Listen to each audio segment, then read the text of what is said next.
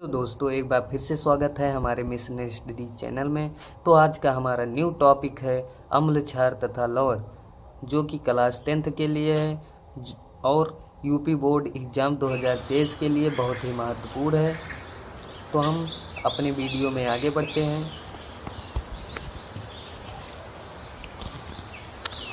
मैं आशा कर रहा हूँगा कि आप लोगों को यहाँ पर साफ साफ दिख रहा होगा कि लिखा है क्लास 10th अध्याय 2, जो कि केमिस्ट्री से है, अम्ल क्षार तथा लवण। तो हम आज इनके बारे में जानेंगे। तो ये है वीडियो का पहला पार्ट। तो हम जानेंगे इसमें अम्ल के बारे में। तो बढ़ते हैं आगे। पहले जानेंगे अम्ल क्या होता है। ठीक, अम्ल जैसे कि यहाँ लिखा है अम्ल वे पदार्थ होते हैं, ये पॉइंट 1 है। अम्ल वे पदार्थ होते हैं जो स्वाद में खट्टे होते हैं। क्या लिखा है? अम्ल वे पदार्थ होते हैं जो स्वाद में खट्टे होते हैं। ठीक, उदाहरण जैसे नींबू, सिरका, संतरा आदि। दूसरा पॉइंट हमारा है अम्ल जलीय विलयन में H+ आयन देते हैं। अम्ल जलीय विलयन में H+ आयन देते हैं। उदाहरण जैसे HCl gives out H+ ion plus Cl negative ion. तो हमारा तीसरा पॉइंट है अम्ल वे पदार्थ होते हैं जो नीले लिटमस पेपर को लाल कर देते हैं। क्या लिखा है? अम्ल वे पदार्थ होते हैं, अम्ल वे पदार्थ होते हैं जो नीले लिटमस पेपर को, क्या नीले लिटमस पेपर को लाल कर देते हैं। किस पेपर को लाल कर देते हैं? नीले लिटमस पेपर को लाल कर देते हैं। ठीक, तो हम जानेंगे अम्लों के प्रकार के बारे में। अम्ल निम्नलिखित 2 प्रकार के होते हैं। अम्ल निम्नलिखित 2 प्रकार के होते हैं। ठीक, पहला है प्रबल अम्ल। यह है प्रबल अम्ल, और ये 2 प्रकार के होते हैं, प्रबल अम्ल और दुर्बल अम्ल। तो हम जानेंगे पहले प्रबल अम्ल के बारे में। देखिए, वे अम्ल जो जल में पूर्णता वे अम्ल जो जल में पूर्णता वियोजित क्या होते हैं? वियोजित या आयनित होते हैं। वे अम्ल जो जल में पूर्णता वियोजित या आयनित हो जाते हैं प्रबल अम्ल कहलाते हैं। वे अम्ल जो जल में पूर्णतः वियोजित हो जाते हैं या आयनित हो जाते हैं वे प्रबल अम्ल कहलाते हैं। ठीक, तथा खनिज से, किससे? खनिज से प्राप्त होने वाले अम्ल प्रबल अम्ल कहलाते हैं। क्या है लिखा है? वे अम्ल जो जल से पूर्णतः वियोजित या आयनित हो जाते हैं प्रबल अम्ल कहलाते हैं, तथा खनिज से प्राप्त होने वाले अम्ल प्रबल अम्ल कहलाते हैं। ठीक, हम यहाँ पर उदाहरण लेंगे, जैसे कि H2SO4, इसे कहते हैं हिंदी में सल्फ्यूरिक अम्ल। क्या कहते हैं?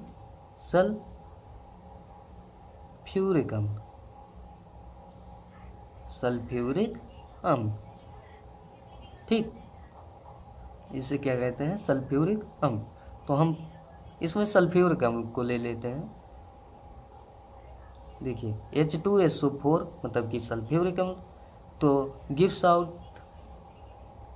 आउट इसका मतलब होता है यदि यह, हम मान लेते हैं, यदि यह हाइड्रोजन इसे दे सकता है, इसे हम कहते हैं इसे उत्पाद कहते हैं। ठीक, उत्पाद, इसे कहते हैं अभिकारक। ठीक, इसे कहते हैं अभिकारक, इसे कहते हैं उत्पाद। यदि हम अभिकारक से एक हाइड्रोजन लेकर उत्पाद को दे देते हैं तो हम इससे उत्पाद से अभिकारक को भी एक हाइड्रोजन दे सकते हैं। तो इसका मतलब यही होता है। तो हम H2SO4 गिव्स आउट 2H+, मतलब H पर पॉजिटिव आयन है, प्लस SO4। ठीक, तो ये इसमें टूट जाएगा 2H positive ion plus SO4 में। हम जानेंगे फिर दुर्बल अम्ल के बारे में।